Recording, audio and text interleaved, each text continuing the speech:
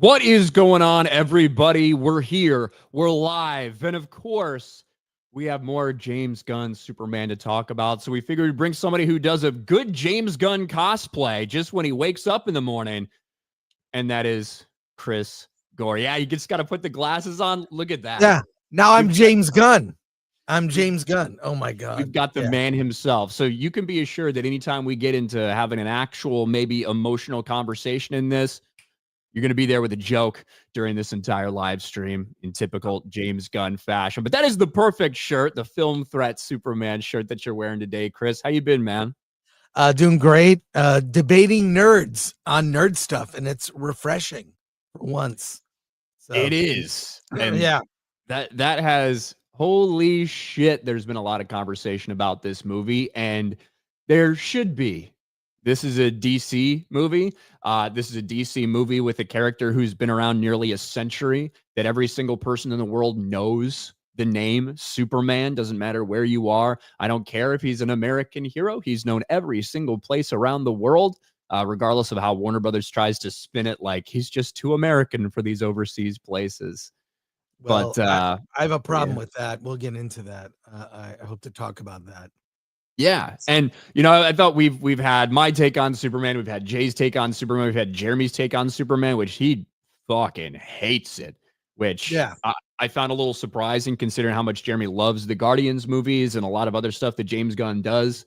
He despised the movie. I figured we have somebody with a little more balanced take on it today, which is you. I'm not saying you don't love the movie or anything. No, I do not love it. I think you enjoyed it a little more than some other people we may have had on the stream recently, albeit still a lot of problems with it. I enjoyed what it was trying to be.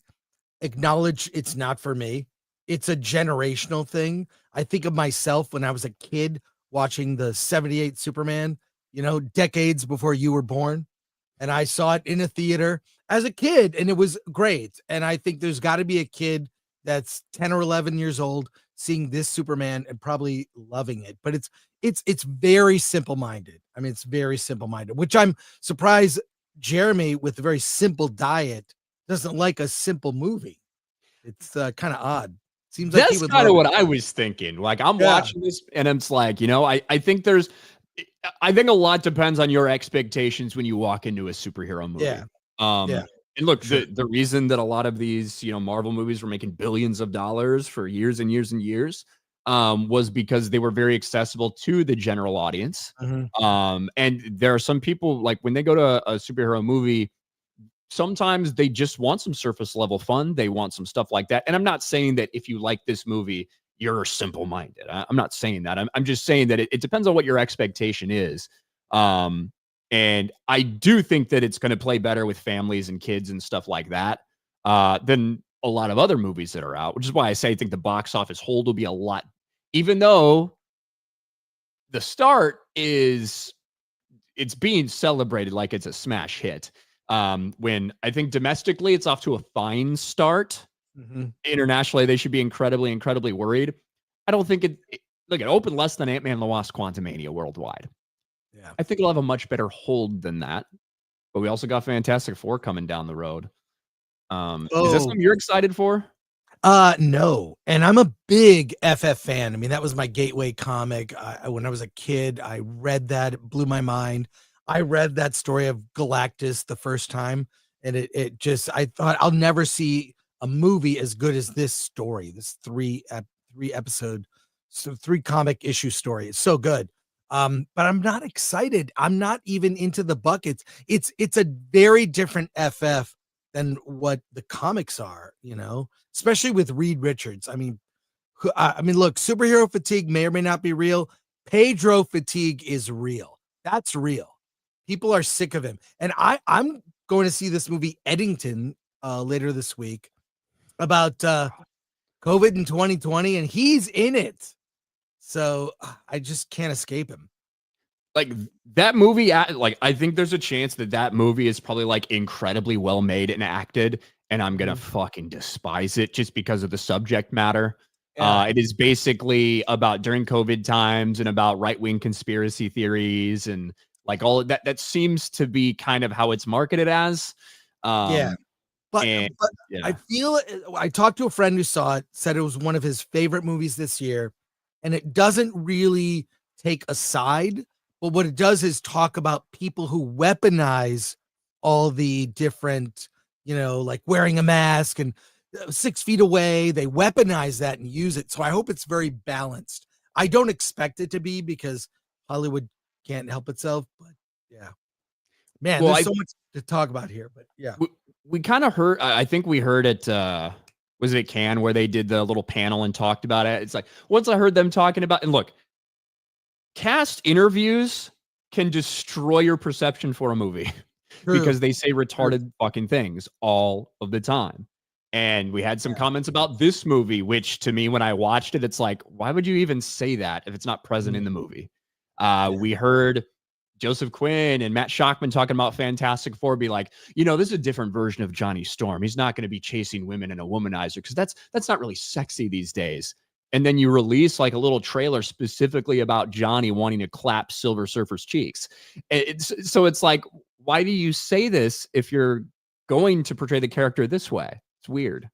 Yeah, it's weird. I mean, there is a romantic interest between Johnny and female Silver Surfer, which I guess that's better than making him gay with a male Silver Surfer. So it makes sense with this story. In the original comic, it was Alicia, Ben Grimm's girlfriend, blind girlfriend, who forms a kind of relationship with Silver Surfer.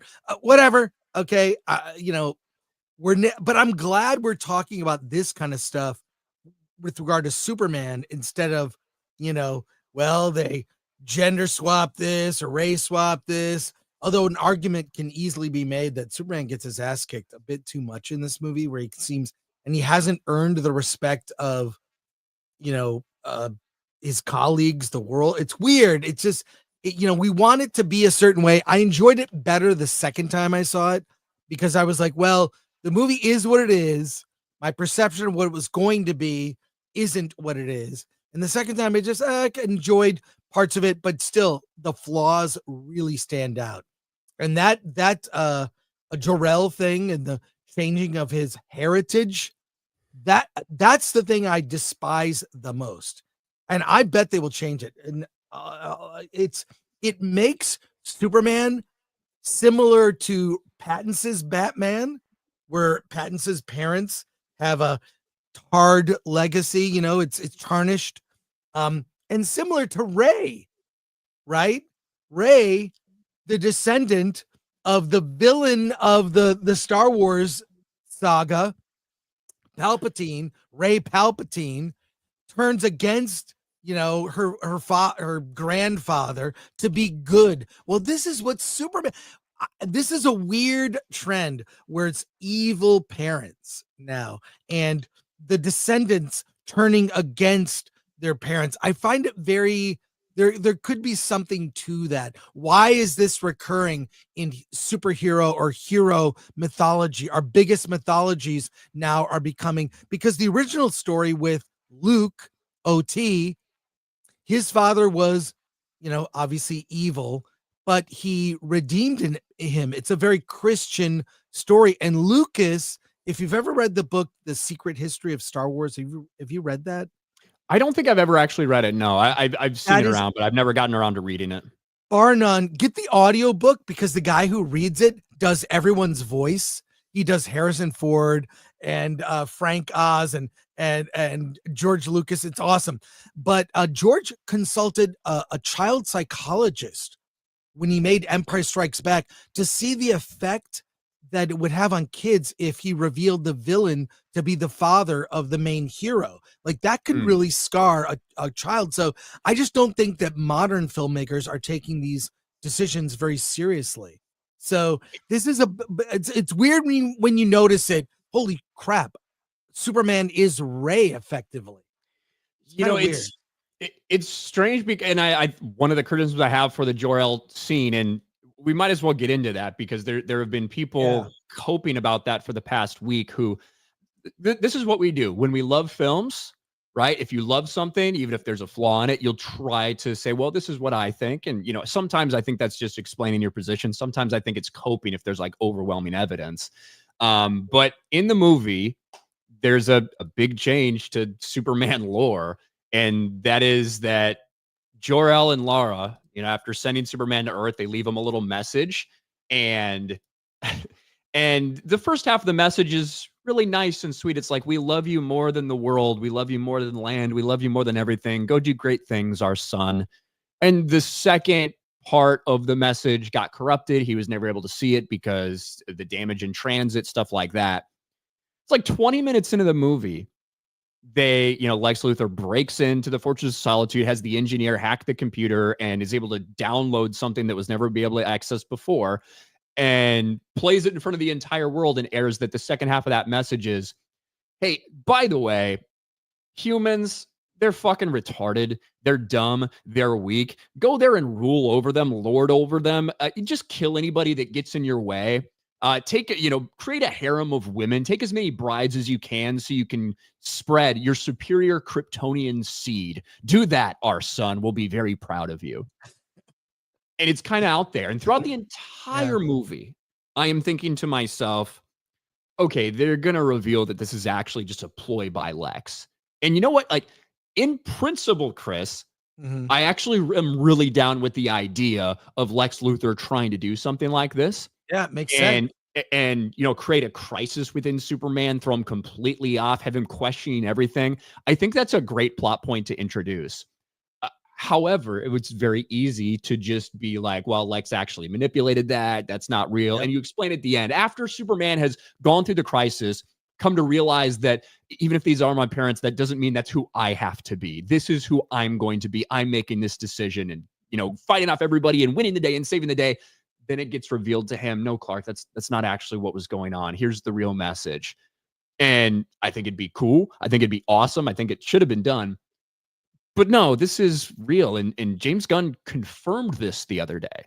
Like confirmed it. And Mr. Terrific confirms it, the smartest man, right? Like, it's like characters in the story confirm it. I think it's awful. I think it's an awful message. I mean, the message he was trying to get to by the end, which is fine, which is he adopted the values of his parents, right? His Kansas parents. So Mom, Pa Kent, sort of hick. They maybe have a meth lab in the back of their home. I don't know. They really were hickish. They went a little extra with him, I felt like. Way too extra. In fact, there's a clip going around. I don't know if I don't listen to Howard Stern. I stopped listening to him years ago. But Richard Christie, he's kind of a hick on the show from Kansas. Apparently, James Gunn asked his parents, who are from Kansas, to leave phone messages so he could get the accent right for Ma and Pa Kent. It's weird. It's weird. But yeah, I don't know if you want to play that clip, but it's bizarre. He really went way too hick for me, but I don't know. Those things. This is the thing. Great cast, awesome David Corn Sweat. You've got women that are allowed to be as sexy in the movie as they are on the red carpet, right? Like, great. There's so many things got right, and then there's so many nitpicks and annoying shit. Yeah. Oh, this is great.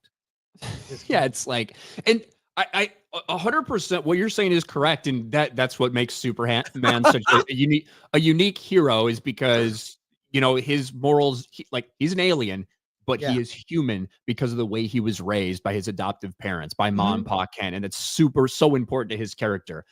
I do think that Jor-El is also important. The reason he's sent to Earth is also important, and this is obviously someone's take on it. Donner's Jor-El, help the people of Earth, my son. Snyder's Jor-El, do not let them make the same mistakes as us. Guns, rape them hoes. It's funny because on a Flashcast, Yellow Flash, they got in a whole conversation Saturday about Supergirl shows up at the end. Can't she speak Kryptonian? Wasn't she on Krypton a longer, as a young girl? Like, doesn't she travel to other worlds? Couldn't she look at that message and say, no, they're saying something else? Like, she could confirm it. Like, that's the thing. And because you can have this plot point that you want which I think is interesting, but you can still salvage it at the end. And to me, that's why it is similar to the Batman. However, if you watch the Batman, you recall that about midway through that, it essentially is revealed, or so we think, that, oh shit, Thomas Wayne had a reporter murdered because they were going to run a story about Martha's like psychological problems, and that sends Batman into a little bit of a tailspin for a while. Well, then it's actually revealed that's not exactly the story. That Thomas Wayne went to Falcone, was like, look, there's a report that's on this. I just need him to not run the story. I just want to find a way to keep him quiet, kind of thing. And Falcone was like, I'm gonna kill this motherfucker. Boom. And Thomas Wayne's like, what the fuck? And he essentially said, that's not what I wanted to happen. I'm going to go to the police and turn you in. And that's why they got killed. Like, so even with that, you do have a, oh shit, reveal. The Waynes are awful people. They had someone killed. Not exactly the story. Right. And that gets revealed to Bruce that your parents aren't like these monsters or anything like that. They may have made a mistake, but that was never their intention, type of thing. And that's all you needed for this movie, for me, to be a little bit more salvageable. Because you're right. Instead of Supergirl coming in after partying on another planet to take the dog back, and her calling Superman a bitch and all this stuff for laughs at the end, wouldn't it have been a much more interesting and better way for Superman to still be dealing with the fallout from that and talking about this message and like revealing that to his cousin, who, like, that should be an important reveal that he makes to her, because she knew her. She knew them back on Krypton, all this stuff. Yeah. And her being like, no, Cal, that's not true. Wasn't who your father was at all. And then she's able to reveal to him what they actually said, or she's able to translate or whatever. And it was a trick by Lex. Just do that. My God. Exactly. And being Kryptonian herself, wouldn't she have the same mission to rule, to spread her? Well, she can't really have, I mean, she have a lot of babies, and spread the Kryptonian seed, keep the, the legacy, or rebuild, That's why she's partying, Chris. I guess there's so many, and like, I don't know. I'm not looking forward to this Supergirl movie based on that final scene. I thought that was, it didn't really work, but I disagree with this headline. You can retcon it again. Right? I mean, it says James Gunn retcons Superman's origin story in a major, irreversible way. It's not irreversible. They could reverse it in the next movie. They could go full Last Jedi and whatever, change the previous film. They've done it. I mean, even Darth Vader was not initially, Luke's father. That was an Empire thing. He was just a heavy for the Emperor. That's it in the first movie. I 1000% believe that this will be changed, and there's a bunch of ways that you can change it. However, the idea that this might get retconned 3 years down the road in the next Superman movie we see, whatever it might be, does not excuse what they did in this movie and what the plan is for this movie. And the people that are desperately trying to cope to pretend like, oh, well, I can't believe you'd believe that, or this, or this, or this. Yeah. It's like, no, there's nothing clever about this movie. And the idea that you're trying to force that onto something that it's not. Look, the Ultraman reveal was revealed in the first 20 minutes of the movie. But like, someone pointed out, couldn't he use X-ray vision and see who Ultraman is? Did he have a lead-lined suit? So that could have been something interesting, right? Because he should be very curious about this person who like slams him down to the ground and is super strong and is covered and is mysterious. It would have, like, all you need is a 5-second sequence where he attempts to use his X-ray vision and he can't see through it. And Lex is like, oh, can't tell who it is. I like lead line, blah, blah, blah. I know all your weaknesses, Superman. The problem, this is a big problem with the movie in general. It's like flipping through a comic without reading it. Everything is so surface level. Every emotional moment, with the exception of maybe one with Pa Kent, is like deflated with some quip or joke. And I don't like that. I feel like Gunn introduced that style of humor in Guardians, and then every Marvel movie post Guardians copies Guardians, and then Gunn copies himself. It worked for Suicide Squad. fine, but even that had some emotional moments that were surprising. And this has a severe lack of it. What's weird is it's gonna make Man of Steel age better, and I think that movie has. I revisit that movie. I'm not saying I love it, but I like it better than this, and it's aged well. What is it? It's 11 years old now. 12 years. 12. Okay, 12. Yeah, 2013. 2013. Okay, it's aged well. I mean, there are parts of the. I don't know. It's more interesting to me, but this is a more accessible Superman. Aside from the fact, and I even said it, it's a movie for kids, but there's a lot of stuff. A guy getting shot in the head by Lex Luthor. That's pretty intense. I do like Gardner giving the finger to all the tanks.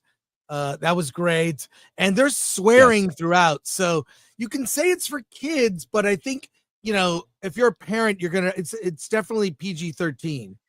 There's a couple shits and a bitch thrown in throughout the movie. I don't think it's anything wild. Like, yeah, a 10, 11, 12-year-old, I wouldn't have any problem with them watching this type of thing, Yeah, I mean, kids can look at, porn on the internet when they're 11. I think this movie is pretty safe, Yeah, it's much safer than your child watching porn, I agree. However, if you were in India or one of these places, they even censor the kissing scenes because it was just too yeah, that's a story that came out. I guess in India, I think the kiss in the apartment in the beginning and the kiss at the end of the movie were like removed or like altered in some ways. Does that explain all the forehead mashing that people do in movies now? I hate that. It's in lieu. I do give the movie credit for not being overtly woke. I mean, women are allowed to be women and men, well, mostly can be men or today's modern men. They do make out. There's heterosexual, or that stupid word, heteronormative love, right? Like that's present. And it's so funny that so many movies don't have that at all. Like, look at Thunderbolts, which Jeremy loved. Jeremy loved that movie. There's nothing. And even like Florence Pugh is completely desexualized. She's in that dumpy jumpsuit, and the most romance she has is with a gerbil or a hamster or something at the beginning. What was that? Guinea pig. Am I wrong? Yeah. Guinea pig at the beginning. She's all sort of lovey-dovey. Then I'm just, movies devoid of romance is a weird, nefarious thing. Like evil parents and turning against them is also kind of strange. These recurring themes. I'm not saying that it's some weird psyop. I think Hollywood people are lazy and just copy each other. And just there are trends in things. And they're like, oh, just do that because everyone's doing that. But Yelena just needs to catch a dick. Should be smiling more. Yeah, exactly. But seeing that not present, we're so used to that being an aspect of a movie. Humor, measured humor in a movie, romance. I love romance in a film. That's great. It's a part of it. And then tell a hero story. And we're getting like glimpses of it. So Gunn gets credit, but then we have so many nitpicks. I'm glad we're talking about them. So and there's like things that I think are like, there's ideas that are presented with it that I love, and then there's parts where it's just not executed well, which like pisses me off then, because I like that idea, but I don't like then what you immediately did. So I don't know. Like I like the idea of Superman being, I don't want to say naive, but always trying to see the good in everyone type of thing, right? That's who Superman is. And I like the contrast between Lois as some cynical reporter who always is kind of like assuming the worst, and the idea of them being drawn together. And like you said, one of the major problems with the movie for me is the lack of respect for Superman from everyone. And it's because of the way the movie's set up. This is not a Superman who's just here. He's been around for 3 fucking years. And that's a long time. And I think the assumption going into this movie is everybody loves Superman. Everyone thinks Superman is awesome. Everyone thinks he's great. And then you get into it immediately that, oh, by the way, he just lost and now he's going through all this shit because it's being talked about for this conflict in the Middle East and social media. And it's like, give me 10 or 15 minutes in the beginning that shows me that Superman that everybody loves, that everybody's looking up to, that he's just easily defeating all these problems, and then give him the curveball, you know? Yeah, well, I've been watching a lot of Gunn interviews, and I will say he's much better in like Josh Horowitz. GQ did a great interview with him where he actually gets down to nitty gritty. These social post things are awful. I mean, they're fine. I love the, them goofing around, whatever, but there's an 8 to 10 year arc. This could be his arc, his character arc over the movies where, he earns that respect from all the other heroes through the course. So this is young Superman making mistakes, not well respected. We'll see in the next movie or the third film maybe it's a Justice League movie, that he's earned that respect. He commands like Steve Rogers in the first Avengers, barking out orders to the cops, like, and that was great. That was who he is, but he grew into that. So I don't know. It's a mixed debut. I don't hate it, but there's so much to nitpick, and this is going to go, I think, for a while. And I do really enjoy that we're nitpicking things that we feel about the comics and things we feel about different past iterations of this character. And these are the types of arguments that we've had about every single fucking superhero movie ever, right? For years and years and years, until the past 10 years where the conversation started becoming more than just these conversations. Yeah. You know what I mean? Yeah. Well, if you go in a comic shop, this is a normal conversation. I do think there's a race swap no one's talking about. It's Otis. Ned Beatty in the original 78 Superman is a goofus, a source of comic relief. They race swapped him, and I have no problem with the race swap. Fine, race swap him all you want, but he's not funny. He's amongst his sycophantic minions, whatever, with Luthor's minions, and he says Otis. His last name is Berg. The character's last name is Berg. So, but he has like one line, isn't funny, lame. And I do like that Miss Tessmacher is kind of a ditz, but who turns out to be maybe a little smarter than we give her credit with shrimp toes. I don't know what that means. So yeah, I'm sure they're gonna bring in Quentin Tarantino to direct the Eve spinoff, I believe. Sure, so we can really get in on the toes. Yeah, exactly. Yeah.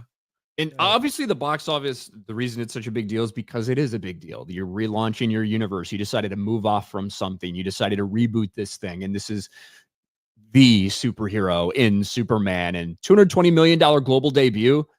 If there's anybody that's out there being like, it bombed in its opening weekend, I don't really agree with that. Yeah. I think that the domestic opening is okay.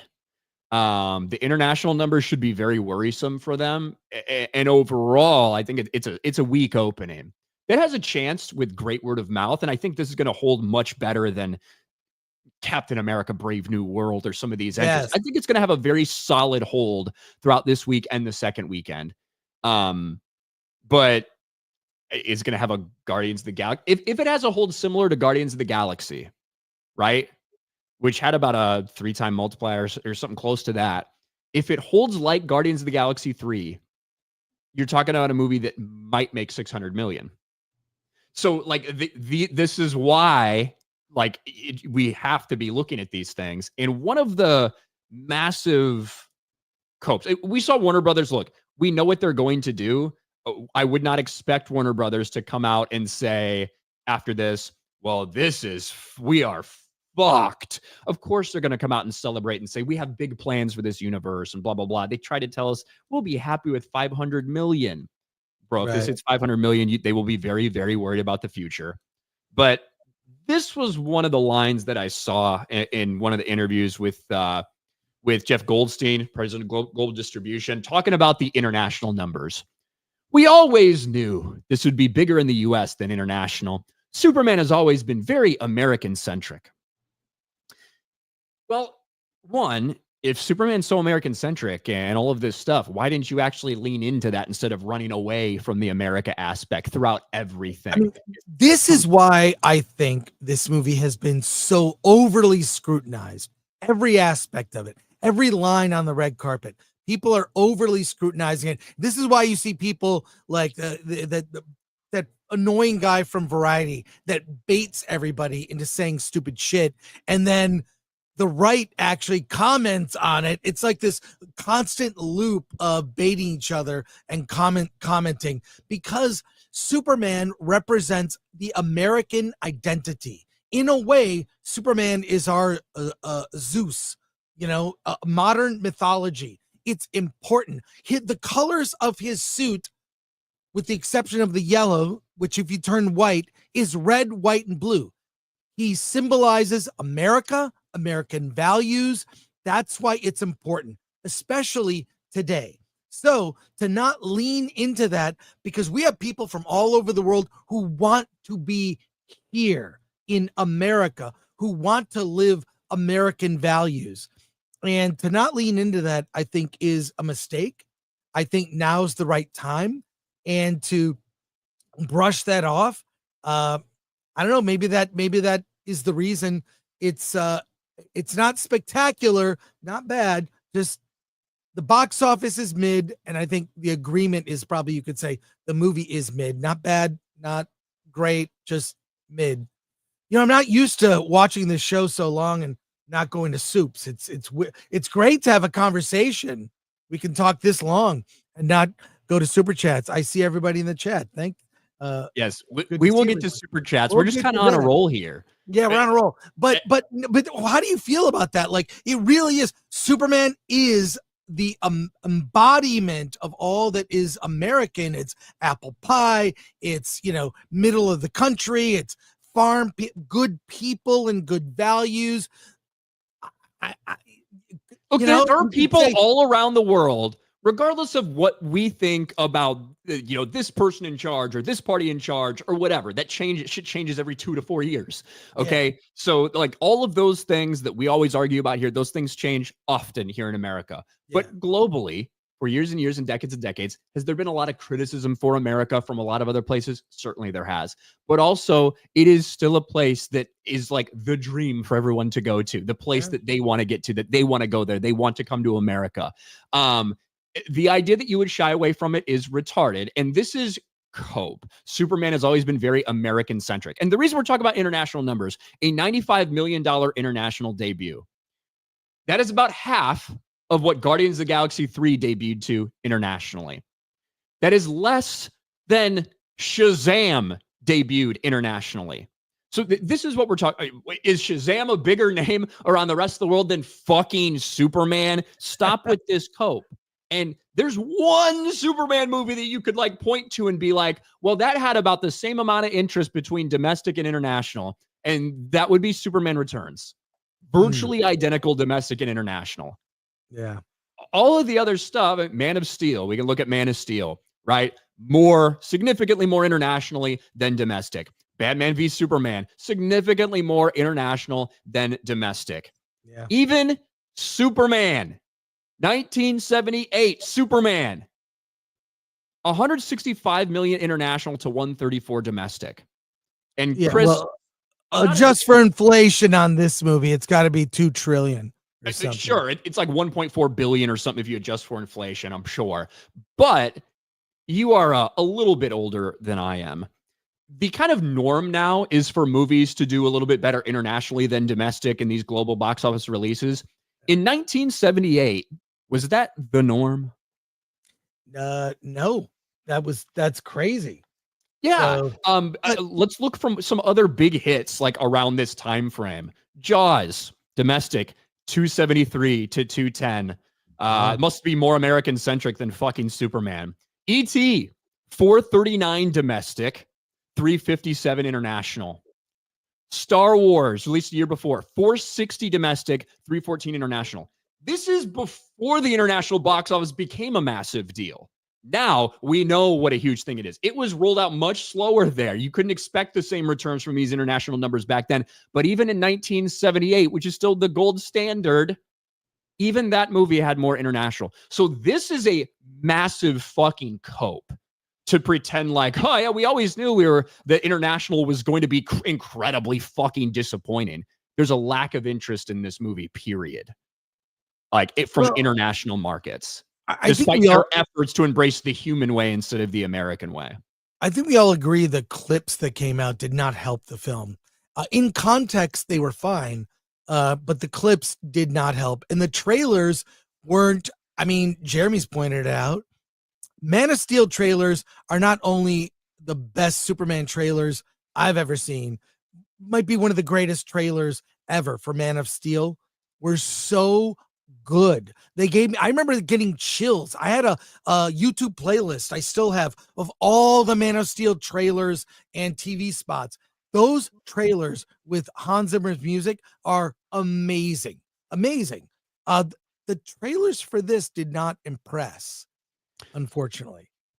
And that's kind of what I've been saying to people, because I do not recommend that. Oh, don't go see this movie. It's fucking awful. That's not how I feel about the movie. I just feel very meh, 4.5-ish out of 10, something like that. And my thing is, hey, if you like the trailers, if you enjoyed the trailers, go see the movie. Because I felt the same way I did after the movie that I felt about the trailers. That the marketing really didn't move me too much. I wasn't really feeling it, blah, blah, blah. And, you know, if you don't like Crypto during the trailers, you're probably not going to like him during the movie. If you love Crypto during the trailers, you're probably going to love that little bastard. A lot of people love Crypto, especially a lot of girls. And that is understandable. Yeah, I wonder, I think that James Gunn might not have been the best choice to direct this movie. I think he's great when it comes to groups, right? You know, Suicide Squad, Guardians, Justice Gang. He loves group interplay. Even the Daily Planet interplay was fun. You know, Beck Bennett's character and Jimmy Olsen, that was funny. That was good. You know, so he had like his work, his people at work, then he had his superhero work friends. So it's like no matter where Superman went, he had sort of a group of people to deal with, right? Yeah. His work friends, his superhero work friends, not alone. And even though Justice Gang was not as big a part of the movie as we had initially thought, still it was like a lot of characters. I mean, look, he did his best to balance them, but I'm sure there's a 2.5-hour cut of this movie that where it's becomes less surface level. Here's the thing. The movie felt like there's 20 or 30 minutes more. Yeah. And instead of cutting out plot lines, they just smashed everything together. Mm-hmm. And that's why it feels the way that it does. And I agree with you. Here is the one, let's be a little bit positive about this. I think for the most part, the casting is awesome. Yeah. I like a lot of these actors and actresses as these characters. And there's some things that I don't like that they do in the movie. There's some things that I like in the movie. But I think, you know, this core group, I think Corn Sweat, Holt, Brosnahan, like, and even some of the ancillary characters, Mr. Terrific was really good. I like Nathan Fillion as Guy Gardner. Like these castings, I think are great. So my expectation for this movie is we're going to have a massive kind of, you know, it's going to get maybe creep to 600 million or something, right? And that should be very disappointing for you in general to the kickoff of this new franchise, less than Man of Steel from 12 fucking years ago. All this stuff that we can talk about whenever we get that final thing. Well, I think internally, if that happens, the silver lining is we have something that can work in this universe. We have these characters that can work. We need to get somebody else to do Superman. So James Gunn can oversee everything, and he can go off and do like a Justice Gang movie. Like he can do all this other stuff that could probably be really good and within his skill set. But somebody else needs to come in there and take over Superman and Lex Luthor and Lois Lane. That's the way I kind of feel about it. Yeah, I also feel like the movie never slowed down. It was definitely for the TikTok generation, which they promoted heavily on social media. The social campaign was huge for this movie, and it's the least expensive marketing is social media. Okay. So, and I do believe Gunn, when they talk about the budget was low, he is known for coming in under budget, on time, making his days, not being like the greasy wheel. He just sort of stays below the radar and does his job as a director, which is to make your days, not get behind schedule. It's the one thing that will inflate a budget, not making your day and staying on schedule. So it could have been done really cheaply. Plus, David Cornsweet and Rachel Brosnahan got paid the same, and it was under $1 million. They got paid $750,000 each to do the movie. Now they do have back end box office shares and stuff like that, which I think is the case for all of them. I saw some people like shocked that Nicholas Hoult was getting paid that much more. It's like, no, he is a much more established, especially movie actor than they are, and would be in higher demand, and that completely makes sense to me. When it does come to but here's one of the things: James Gunn never does reshoots. Yeah, well, he did reshoots for this movie. You know, to some extent. I think every movie, George Lucas would do insert shots for Star Wars. I need a button being pushed. I don't know how big the reshoots were for this, but reshoots, clarifying. We'll my whole thing is, we did see a lot of the lies, just straight up lies about that initial budget, right? Because no matter what way you want to spin it, in the official tax filing, Warner Brothers official tax documents, they said that the budget for the movie is $363 million. You can't spin that. That just is. Now, they could certainly have come in under budget, but what was the reaction for that? Oh, I wish we had that much. Some intern must have filled that out wrong. Okay, like, shut up. Like that isn't. It is possible. I mean, I dropped off a lot of stuff at Goodwill recently. I may have inflated the value of the things I dropped off to help me on my taxes. So I can see them fudging some numbers for some tax advantage. Yeah, that makes sense because I've done it. So, but who knows? I mean, I just assume off the bat that every studio lies about budget, even money, or how happy they are. It's political. It's a political position. Look, they're this being is the diplomatic. Same that told us that they didn't spend as much as they actually did on The Flash 2 years ago, right? Where they promised, $200 million. It comes out as like $325 million, because of that stuff. So that's what I mean. I do agree that studios lie. I feel like they more often lie to make themselves look better. In general, which is why Warner Brothers like, we would celebrate $500 million. We say the same shit when Captain America Brave New World. We saw the leaked budgets about that. We saw all the rounds of reshoots they went through, and then Disney comes out. We only spent $180 million on production budget, and the break-even point is $425. Nobody fucking believes them. In the same way, I'm going to treat this the exact same way. You know what I mean? At least I respect when Tom Cruise and Mission Impossible 8, they put that out and they say, yeah, by the way, spent $400 million on this. At least they're being fucking honest, even if that movie lost money. But the side note on this, it's weird. Like modern studios, they're making like constant new IP or like new movies based on really old IP. I'm told that sometimes they don't care if it just breaks even because it increases the value of the back catalog. So we're talking about the new Superman, which makes people go back, and they've got on Fandango, Vudu, all the VOD. You can buy all the old Superman movies box set. You can buy this thing, or you can get like a digital collection. Same thing with Mission Impossible. The back catalog is worth more money. Plus there's, ancillary when it goes to Max and whatever. I don't know how they calculate how that makes money. And, Warner Brothers still puts out Blu-rays, which is nice to know. One of the few companies still supporting that. So I don't know. We'll see. And what I said from the beginning, to me, I think that their target $700 million. And because I do believe that the budget is way higher than it actually is, I'm not sure if that will actually break even. I think it would take more than that for theatrical break even. Right. However, and I think overall the reception has been good. I don't think it's, oh my God, so great, like we heard influencers saying on Monday and like we heard from the early prime screenings on Tuesday. I think overall it's good word of mouth for the movie. So for them, starting the universe, get past 700, definitely they want to get past Man of Steel just for optics. If they don't, that is embarrassing for them because of the decisions they've made. But if you can get with, and people have some excitement for what's going on in the future, and you can have a fan base that's like engaged, even if you don't maybe quite break even at the box office, that can be positive for them. I think there are wins beyond just the upfront money, and you're looking towards the future 1000%. But I think there's different levels.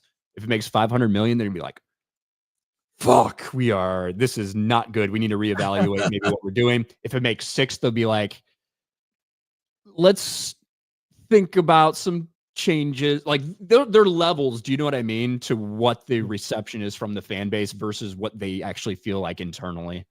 But you're 100% right that there is more than just the straight up this day monetary value of it. 100%. Yeah. So I don't know. It's a collective meh, I think, in some way, but I don't hate the film. I don't. There are really, really redeemable aspects. You mentioned the cast. That's probably the biggest thing. He's really good at that. Gunn is really good at casting. I mean, I saw him talk about casting the first Guardians. You know that Glenn Howerton was up for Star-Lord?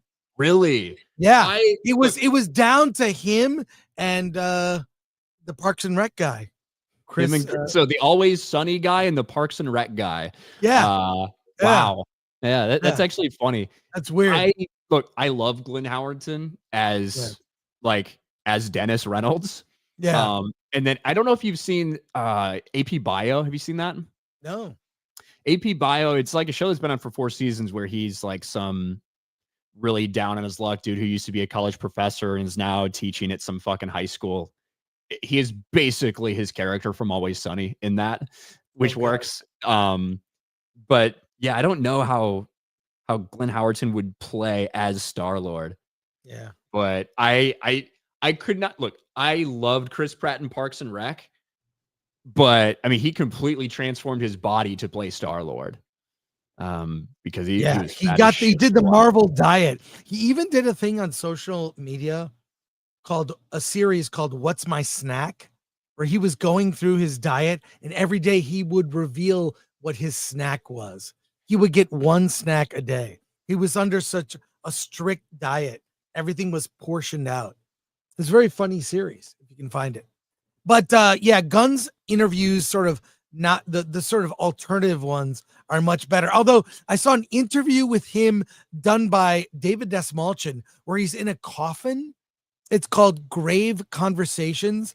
And just put this out there. He talks about really loving Batmite. Yeah, Batmite is 100% going to be in a movie at some point. If he does goofy Batman with Batmite. Let's have it be the second Batman movie that comes out in 8 years from now or something. Where he's getting like scarecrow gassed and he's hallucinating and shit like that. And there's a random vision and Batmite appears. That makes sense. It in there. A vision, not real. But yeah, he was, look up that interview, Grave Conversations. He's much better off the cuff than I saw him at CinemaCon. He was so rehearsed. He made mistakes and he just was stiff and it felt like he was nervous and he felt like a politician, not an artist. And I think at his heart, he is an artist, but he's better at off the cuff conversations, not red carpets, not junkets, any of that bullshit. I hate junket interviews. Those are the worst. And we know who James Gunn is when it comes to that, when it comes to his strengths and stuff, when it comes to the things he's really good at. And that's why for the past 2 years, we've all been saying is James Gunn's Superman. Is that right? because I think James Gunn is great for things like The Suicide Squad, where you get to take a very random, crazy, wacky, weird assortment of characters and have fun with them. And because not as many people might be familiar with those, if it's not exactly like the character from the comics, if they make some change or something, it's much easier to gloss over because you don't really care as much. Right. But he's the guy for Superman. And I don't even think he felt he was the guy for Superman. He was approached about it a few years before he agreed to it. And he said, I don't really feel comfortable writing that character. Yeah. And that's why Mr. Terrific is more of a standout in this movie than Superman. Because that's why, because he's just not, I don't think he's comfortable with it. Mr. Terrific is more in his wheelhouse, but ultimately that could have been Batman. The role he fulfilled, gadgets, being smart, ultra serious. That's Batman. Dry, I mean, funny, but not intentional, not goofy funny, like dry humor. Like he was basically being Batman, Mr. Terrific. But I like that character, and I'm surprised to hear you and Jeremy like him as well. It's very surprising. Because he's black, Chris? Is that what we're saying? Because he's black? Yeah, exactly. I feel like a lot of people don't even know who Mr. Terrific is, if I'm being honest. Yeah. I didn't know, by the way. I did not know who he was. Yeah, and I can't say I'm a massive, I look at all these Mr. Terrific. I can't say that, but I am familiar with him, and I know his story, and I know his backstory. I know who he is as a character, and I think they did a good job with him in the movie. Yeah. Although there's no way Mr. Terrific's garage door would be that slow, okay? Just not happening. Motherfucker has T-spheres that can do anything. You're telling me he didn't fix his garage door? Fuck off. Yeah. But Chris, I know you got some other stuff to do as well. I'm about to go in the super chat. I gotta run. If there's any soups that have a question for me, I'll stick around. But I gotta go see a movie. Oddly, let me check. Tobias says, we got Ryan's take last week. Chris, what, in your opinion, what makes a movie good? Like, what makes your favorite movie, a movie? Well, I don't think this will be a favorite movie for me. It's not. I do not think this movie will age well. I do not think. I don't think we're gonna watch this 5 years from now. But I think Man of Steel, I could pop that on now and get and watch. The parts on Krypton are even great. But yeah, I mean, the things that made this movie good, I think, were the cast. Everyone agrees the cast awesome. I think the script is a negative. I think the fact that it's not woke, it does need to get some credit for that.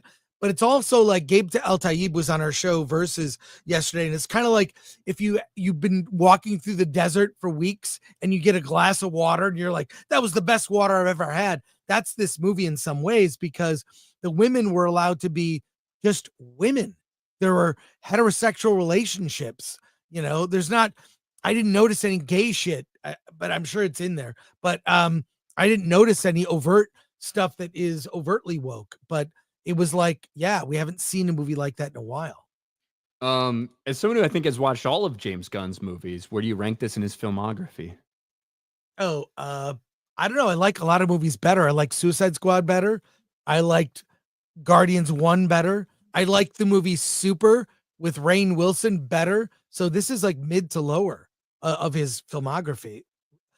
Yeah. Being honest. I think we're in agreement. They are going to change the Jor-El thing, not because it was their plan, but because of the backlash. Yeah. What do you think? Now, you would have to do some explaining as to why he never actually showed Kara or Supergirl the recording. Right. But what if Bradley Cooper is not Jor-El and he's Zod? Right. There is a million things you can do to change it. You could have Brainiac do something. But what if Bradley Cooper is kind of fucking wasted as Jor-El, who's clearly not even taken seriously? You never hear him speaking English, like kind of wasted. What if he's Zod? Like, what if they make a Zod thing with Bradley Cooper later? What if he, stopped Jor-El, the real Jor-El, made his own message, pretending to be his father, Kal-El's father. Exactly. Yeah, there's a million ways you can retcon it. If you read the comics, that happens all the time. And I will say, even the way the movie opened, people complained about that. That's a comic book. You open a comic, I know the character, but when I buy a comic off the spinner rack, I know the character. You jump in, the opening panel is a full page, boom, something shocking about that character. The movie opened like a comic book. It's probably the most comic book movie since the original Superman. So on that, I give it credit for a lot of things. And there are things that I don't like not leaning into American values or even truth, justice, the American way. If Clark Kal-El Superman is truly an optimist, good, he would see the good in America, because so many people do not these days. They only see the evil in America, and I think that's a kind of nefarious thing. As a college dropout, I'm glad I didn't finish school. You're glad that you still love America? I love America. I always have, so there you go. Well, I think this is the only other one that references you here. Hail Frank Gunn. You also have a brother called Nick. Nick Gunn, Nick Gore. I do not, but thank you for asking, Andre. I got to take off. Thanks for having me on. I listen now. I don't have to listen. Exactly. You're going to be here anyway. I was on the show. Yeah. So me and Chris always get going. Like we talked for basically 50 minutes straight, uninterrupted. Anything with super chats about the same thing. So thanks for joining me, Chris. Go check out Film Thread as well. What are you guys up to? Hollywood on the Rocks tomorrow. Watch our show Versus. It's like FNT Junior. I would call it FNT Junior, the C team. And next time we'll talk butter dishes. You have to come on with Jay for that, I suppose. But okay. Take care, everyone. Chris. Hail the 199. Later. Of course. Bye, Chris. Later. Thank you to Chris Gore for joining us. And I will catch up on these super chats here. Thank you guys. Yeah, me and Chris do have a habit of just going off and talking for a long ass time. So I hope that was good for you guys. Tolls, member for 8 months. Thank you. Sir Hat, Jay looking really old today. A little bit older. I wonder how close they are in age, actually.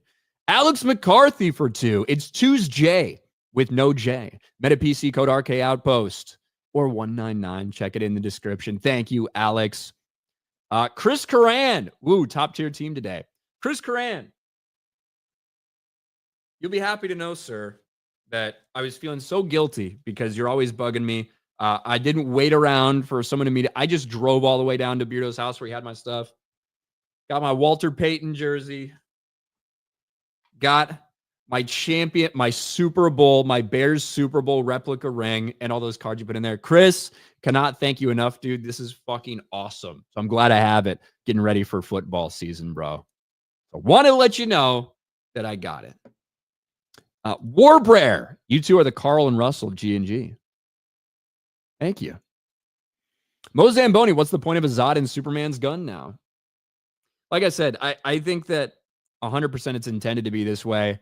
No matter how people are coping, I do think it would be retconned, and it won't be because that was the plan. It's because they're adjusting to the backlash. But there are definitely ways you could do it. One of them would be Zod involved in that entire thing. Greedy Graffiti, the Wayne's Legacy, is now both tarred and tarred. Thank you, Greedy Graffiti. James Gunn must have loved Invincible. Heard a lot of that. And here's the thing. There are moments in the comic books where they do hint at like some interesting things. I think in Burns' run, it's like, hey, we're going to send him to here. It's got a yellow sun. He's going to basically going to give him powers and stuff like that. He'll be almost like a god amongst them. And then Lara's like, what does that mean? He's going to rule them. He's going to show them the true Kryptonian way. And it's like, well, perhaps, or maybe he could just lead them as opposed to ruling them and like show them these things. So they've walked a line sometimes and, introduced some ideas in comics. This is pretty blatant.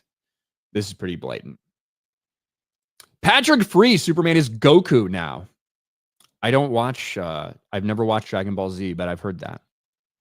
Ministry of Wrong Things, CC, Tom from Midnight's Edge. Shout out to Tom. I don't know what that super chat's for, but thank you. I know Tom really likes the movie, so I'm glad he enjoyed it. Chris B for 5. Superman's parents' change made me think of California's evil laws that allow the state to have more say in a kid's life than parents, are trans kids. Tobias for 5. The Gunn formula is like a photocopy. It gets worse every time you copy it again. At some point, you need the original. That's an interesting take, Tobias. Derek PG Baylor for 1 on Rumble. Goku's character was borrowed from Superman and that he was an alien sent to Earth as a baby. But then in Superman 25, borrowed Goku's story that he was sent to conquer Earth. I've never seen Dragon Ball, so I guess a lot of people are seeing similarities there. For $10 on Rumble, Snooty Mims says, great gaming channel on Rumble. Oinker Space, Switzerland Play It, Badass Dudes on Rumble, B Barrett, Psycho Magnus, Mod Eric K, hardest working mod I've ever seen, Hail G&G 199, Hail Chat. Thank you very much. Fred TV, Lex had a clone. Why not dress him up and kill people? There are a lot of more interesting things you could have done with this. A lot. We said that one from Cody. Thanks, Cody. Snell's World. Met Brandon Routh at Fanboy Expo over the weekend. He came across as a truly nice person and truly cares about the character. I wish that Brandon Routh would have had more opportunities. I actually loved the little brief moments we got of him as Superman in the CW Arrowverse. It was surrounded by a lot of shit, but I liked seeing him as older Superman. Krog Base. My best guess from 4th of July for finished box office runs: Jurassic World 950, James Gunn 600 million, Fantastic Four 500 million.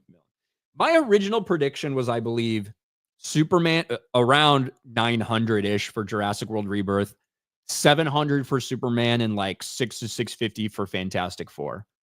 I think it's still possible. It could go on an incredible run, but I do think that we might be looking at closer to 600 mil for Superman. No idea what Fantastic Four is going to do. That opening is going to tell us a lot, for sure.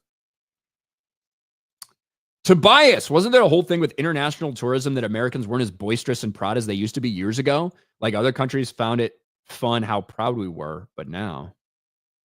Well, some may have found it fun. Maybe some found us annoying. I don't really care. Mr. Christmas. The removal of romance reminds me of that scene in Adaptation where McKee rips Kaufman for his ideas of the world. Hollywood has feelings of how people should live, but it's clear they know nothing of how people live life. There you go. Thank you for the Canadian $27.99, Mr. Christmas. Snell's World. I felt his parents' message could be mistranslated by Lex and company in sequel to make people turn against him. Ultraman is totally wasted. Ultraman is wasted. And here's the thing. You can do that and still have the reveal in the movie. The reveal isn't in the movie because it wasn't planned in the movie. They can retcon it however they want, but it's a stupid thing for them to do. Chris B. Gunn makes perfect sense for stuff like Suicide Squad, Lobo, Eclipso, etc. But Superman needs someone who genuinely believes in the American dream. Nick Hammerschmidt. Seeing the trailers and hearing what I heard from reviews, I feel James Gunn would do a better Teen Titans movie than a Superman or Batman movie. I would be more like, I do think I would love a well-done Teen Titans. That has to be a little bit in the future, though. You know what I mean? Because in order to introduce the Teen Titans, you really need to establish all of their hero counterparts first. You know, I would love to get to a place where we have this thriving fucking universe where you can do a Teen Titans thing, and it would be fucking awesome. Samuel Perez. Man of Steel got sequels and a reboot before GTA 6. Thanks. Maximus BT for 199. Shiitake. Miss English. If that is Jor-El's message to Superman, what is the point of wearing the crest? It's a great idea. Great idea you presented there, Miss English.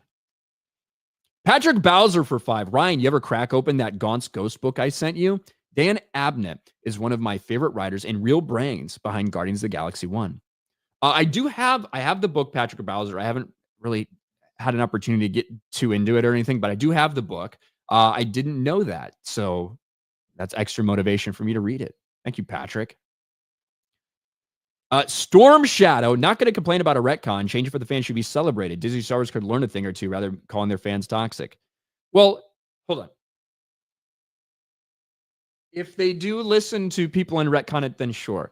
We are fucking days removed from the release of it, and it should be being criticized for the retarded thing that it was. And if 3 years from now they do it, we can say, well, I'm glad they fucking changed that shit, but also criticize them for their actions because this was the plan. So we're just saying we believe it will be retconned.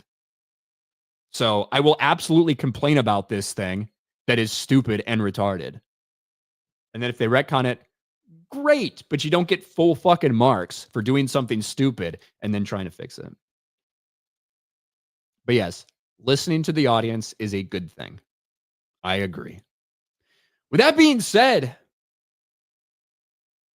that's all she wrote. We're all done. It's all over. It's just me.